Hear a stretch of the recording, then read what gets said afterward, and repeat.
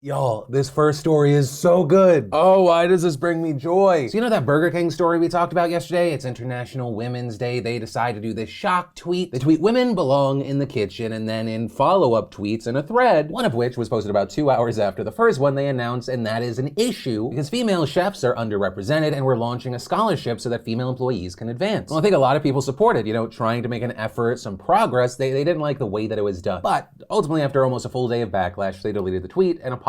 And that ultimately seemed to bring to an end of what has become kind of the standard outrage story that we see in the news. But I then took an extra second to look a little deeper into this story because something stood out to me. Right, initially, we saw Burger King's global chief marketing officer defending the ad, with him pointing to print versions of the ad suggesting that the issue wasn't the phrasing, but rather the way that it was broken up on Twitter, which I will say is partly an extremely valid argument. Right, if you put the women belong in the kitchen, ... if they want to in a single tweet, you don't get this backlash. But when you actually look at the full page ad that they bought in the New York Times, which I believe can range between $150,000 to $250,000, there is fine print that reads, and we'll try and CSI it up for you. The Burger King Foundation will grant two 25,000 Burger King culinary scholarships to two current BK female team members. Meaning that if Burger King paid $250,000 for this ad, they paid 5 times the amount they're actually giving to women to let people know that they're giving that money to women. All 2 of them, by the way. And that's without even considering the full realized cost of this campaign. What in the performance activism Olympics? Wow. I don't think a lot of us thought it was a genuine effort, but to see it exposed in this way is so satisfying and stupid and I don't know. Anyway, hey, welcome to the Tuesday Philip DeFranco show. Hit that like button, otherwise threats. Also, I read some of your comments to Trey yesterday. He says thank you. Then let's talk about entertainment / celebrities in hot water news, starting with kind of the lighter stuff. Starting with Olivia Jade, of course, massive influencer who has now returned to social media after her mother served time. Her father is still serving time for the Varsity Blues scandal. And that whole situation where you had rich parents getting their rich kids into schools by doing some not so great things. Hence, the prison sentences, and Olivia Jade actually popped up in the news because she tried to dunk on someone that was trolling her. They ask her, how's college? They spell it collage. Olivia makes an easy and kind of funny joke about it. Thank you for asking. It's pretty good.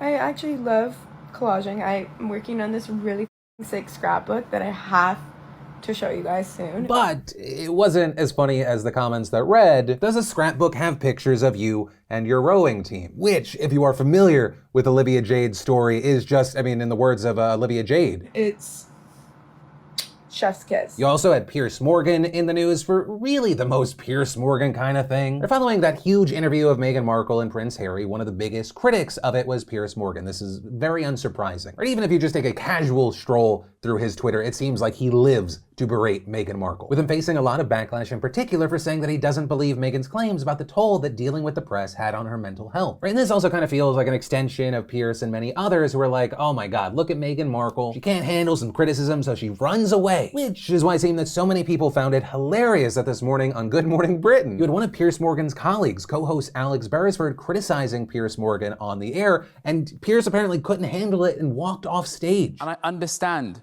that you don't like Meghan Markle. You've made it so clear a number of times on this program, a number of times. And I understand that you've got a personal relationship with Meghan Markle, or had one, and she cut you off. She's entitled to cut you off if she wants to. Has she said anything about you since she cut you off? I don't think she has, but yet you continue to trash her. Okay, I'm done with this. No. Sorry, no. Sorry. Do you know what? That's pathetic. You can trash me, mate, but not my own No. stuff. See you later. I'm being... Sorry, can't do This is this. absolutely diabolical behavior. And also, if you're wondering what that personal beef is about, apparently back in 2018, he wrote a piece for the Daily Mail where he said that Meghan ghosted him in 2015. I know Piers Morgan called the Meghan Markle interview a nauseating whine-a-thon, but if you really want a nauseating whine-a-thon, read that article. Basically, it looks like the two had chatted together online. They met up a few times for friendly and professional conversations, but she apparently stopped talking to him around the time that she met Harry. But yeah, ultimately, the whole thing this morning, not shocking news to anyone even vaguely familiar with who Piers Morgan really is. He loves to lash out at everyone. It also seems like he particularly loves going at women, and then if you go at him, oh, the victimhood. But he can seemingly never believe that he may actually be the person in the wrong in a situation. Also, I guess I should note, reports are now saying that his comments about Meghan have drawn in over 40,000 complaints to UK media regulator Ofcom, who reportedly are now actually going to investigate Piers. And also, now as I was finishing up today's story, we learned that he has now resigned from his role on Good Morning Britain, with the network saying in a statement, following discussions with ITV, Piers Morgan has decided now is the time to leave Good Morning Britain. ITV has accepted this decision and has nothing further to add. We also had Scotty Sire back in the news, apologizing yesterday for the video that he made trying to poke holes in the sexual assault allegations that Seth Francois made against David Dobrik and Jason Nash, deleting the video and writing, "I would like to apologize to anyone who feels as though I disrespected or invalidated their story. That was never my intention, and I mean that so sincerely. I let emotion get the better of me, and I chose my approach and many of my words poorly." And adding that he expected the video to be analyzed and picked apart, but did not expect it to hurt so many people. And then finally, for this section, we had KSI in the news because you had a lot of people saying that he was transphobic. With a growing number of people sharing and showing instances where he used a trans slur or misgendered someone, KSI today seemingly taking the situation head on, tweeting, "Hold up, people actually think I'm transphobic." And from there, you have someone in the comments explaining that he had said some things in the past but never apologized, also brought up more specific concerns, and KSI responded, "Didn't even mean to misgender, just said that the person had a better beard than me, that's all. And I honestly didn't even know that T-word was a bad word. What's the correct term to use?" That then led to him actually thanking that Twitter user for telling him that transgender is the correct term to use. And then, after some backlash about still using the slur in some of his posts, he tweeted, "My bad for saying transgender slurs. Honestly, didn't even know they were slurs. I know now, though." And ultimately, I mean, that's really it for this story. And like almost everything else we covered here, it comes down to the court of public opinion. And with this story specifically, I also think it comes down to, what do you want to see from instances like this? Right? I'm not trans. KSI's words had no chance of affecting me, and I don't get to invalidate if you were hurt by what he said. So the question I end up asking is, with this KSI situation, is this not the potentially the best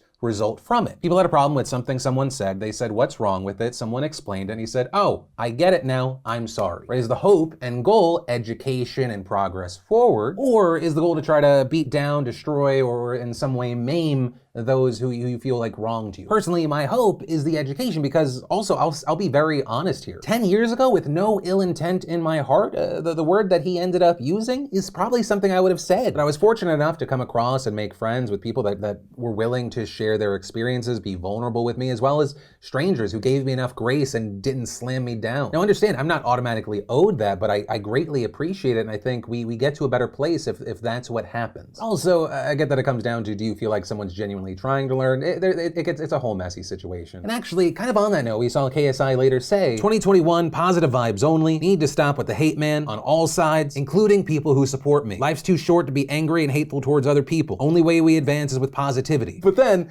following it up with, "Fuck Jake Paul, though." Yeah, valid. But from that, let's take a second to pay some bills and thank the fantastic sponsor of today's show, CuriosityStream. And if you're unfamiliar, CuriosityStream is this really awesome subscription streaming service that offers thousands of documentaries and nonfiction titles from some of the world's best filmmakers, including exclusive originals. And actually featuring 35 collections of curated programs handpicked by experts. The best part is it's available on so many platforms worldwide, streaming to any device for viewing anytime, anywhere. And they are guaranteed to have something that you're interested in, because the content ranges from science to nature, history to technology, and even society and lifestyle. Which, actually, on that note, I highly recommend checking out The Ascent of Money. It's a 4-part series that charts the financial history of the world, and it highlights the effect that finance has had on some of the biggest events in history, which is really amazing to watch. So yeah, if you want to check it out, just go to curiositystream.com/DeFranco, and if you go right now, it is just $14.99 for the entire year when you enter in code DeFranco during the sign-up process. All right, so main point, click the link, check it out, and enjoy. Then, let's talk about 2 big stories regarding immigration. First up, you had the Biden administration announcing yesterday that it will grant temporary protected status, aka TPS, to Venezuelans already in the United States. And what that means is that about 320,000 more people will be allowed to legally live and work here for 18 months. With this decision being a notable expansion of a Trump-era executive order that affected 145,000 Venezuelans. But also, understand that since Biden took office, there have been widespread and bipartisan calls from Congress for Biden to grant these people TPS and expand who qualifies. And as far as who qualifies, you're talking about Venezuelans who continuously live in the United States,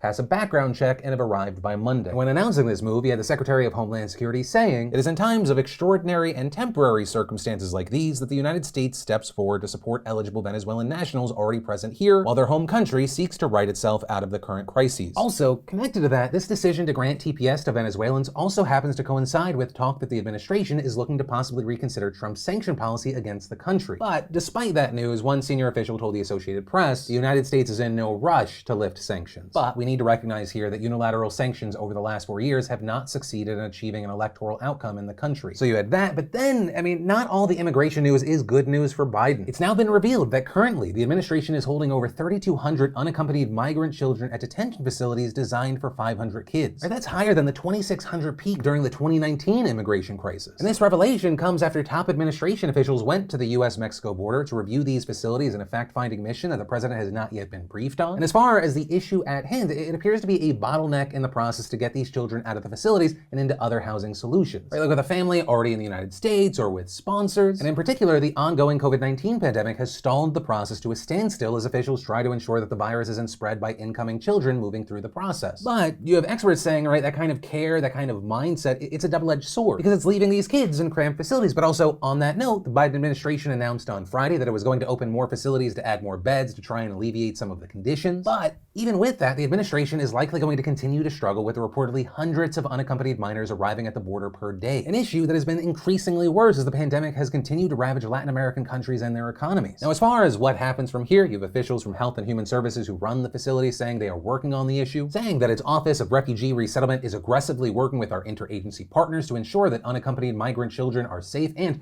unified with family members or other suitable sponsors as quickly and safely as possible, and adding the number of unaccompanied children in our care is constantly changing. But the optics aren't great for the Biden administration, and it highlights a system that is slow as well as the complexities of trying to have a coherent and workable border policy that strikes a balance with humanitarian concerns. And then let's talk about the news around Derek Chauvin. He, of course, the former Minneapolis police officer who kneeled on George Floyd's neck. And he's in the news today because the judge overseeing his trial has decided to move ahead with jury selection today despite massive legal hurdles that could delay the case or even undermine it entirely. Right, so Chauvin's long-awaited trial, which has been described as one of the most important in the nation's history, officially kicked off yesterday. And he is facing 2 charges for his role in Floyd's death. The first charge is second-degree unintentional murder, which alleges that Chauvin killed Floyd without intent while committing or attempting to commit felony third-degree assault. And that is punishable by up to 40 years in prison. And the second charge is second-degree manslaughter. And this one alleges that Chauvin consciously took the chances of causing death or great bodily harm, and if he's convicted for this, he faces up to 10 years in prison. Now, very notably here, prosecutors also filed a third charge of third-degree murder that ended up being dismissed back in October by Hennepin County District Court Judge Peter Cahill, with that judge arguing that the charge requires the actions of Chauvin to be eminently dangerous to others, which he said was not the case. But on Friday, the Minnesota Court of Appeals ruled that the judge should reconsider the state's motion. So as a result, you had prosecutors asking the appeals court to block jury selection, which was supposed to start yesterday until the issue was resolved. And in response to that, we saw the judge sending prospective jurors home yesterday afternoon, but still today decided to move forward despite the lack of legal clarity on the question, saying that he would continue the selection process until the appeals court explicitly told him to stop. And that decision prompted a ton of backlash from prosecutors and legal observers who noted that not only was it unusual to proceed with a case that the looming appellate ruling could delay by weeks or even months, but also that the lack of clarity on the charges and legal questions about Cahill's jurisdiction could later be used as grounds for a defense to appeal to have this case thrown out. Right, as at least one prosecutor has pointed out, it doesn't make sense for the court to seat a jury before the full charges are even known, and arguing that while such a consequential appeal is pending, the lower court shouldn't have authority to move forward. And while Chauvin's defense attorney said he supports Cahill's decision, he also said that if the third charge is reinstated, he will file an appeal with the Minnesota Supreme Court, a move that could also seriously delay and complicate the process. But yeah, that is where we are right now. It appears that things are still moving forward. Right, and we're starting to see reports about the first juror being selected. Also, I have the question, is it really possible to find an impartial jury for that? Like, who has not heard about this case? Yeah, where I'll end this is, what are your thoughts on this whole situation, the judge, the third charge, should it be in, it should not? Let me know what you're thinking and why in those comments down below. Then, just like we said would happen, we're now seeing more states moving forward, trying to restrict voting. For example, this morning we had Iowa Governor Kim Reynolds signing a Republican-backed elections bill that will impose a series of new voting restrictions. Among other things, the new law will cut Iowa's early voting period from 29 days to 20, mandate polls close at 8 p.m. rather than 9 p.m. for state and federal elections, change the policy allowing absentee ballots postmarked by Election Day to arrive for 6 days after, and instead require them to arrive by the time polls close at 8 p.m. Also limit who can return an absentee ballot to just the voter, their immediate family, household, or caregiver instead of anyone they designate, such as a Get Out the Vote campaigner. It also makes it a felony for election officials to fail to carry out any laws or guidance from the Iowa Secretary of State, with fines of up to $10,000, and it strips auditors of much of their authority in running elections in their counties, including their ability to send registered voters absentee ballots unless requested. And honestly, when you look at some of the restrictions here and then you look at the numbers, it's hard to see this as anything other than a transparent attempt to knock down the Democrat vote. Right? Like in many other states, more Democrats than Republicans voted early. You're talking about 76% to 52% in Iowa. Right? And of the 1.7 million people that voted in the state the last election, more than 1 million voted early either by mail or in person. And while in a state like Iowa where you have Trump winning by 8 points, it's not the biggest deal, the issue is the spread of this sort of voting restriction. This is just one in a number of places that are moving to restrict voting. And it's part of the reason you should have been, and moving forward, you should care about local elections, because this is going to happen anywhere it can legally happen. When you have a political party that on a number of places have a minority opinion, the only way to maintain minority rule is to change the rules, to limit or hamper what made you lose there or elsewhere. But hey, that's also just my opinion on a story you can agree or disagree. And ultimately, that is where I'm gonna end today's show. And of course, whether it be this or anything else that stood out to you, I'd love to know your thoughts in those comments down below. Also, hey, if you're new here, hit that subscribe button, the like button, all the good stuff. Join the family. If you're looking for more news, goodness, I got you covered right here. But with that said, of course, as always, my name's Philip DeFranco. You've just been filled in. I love yo faces, and I'll see you tomorrow.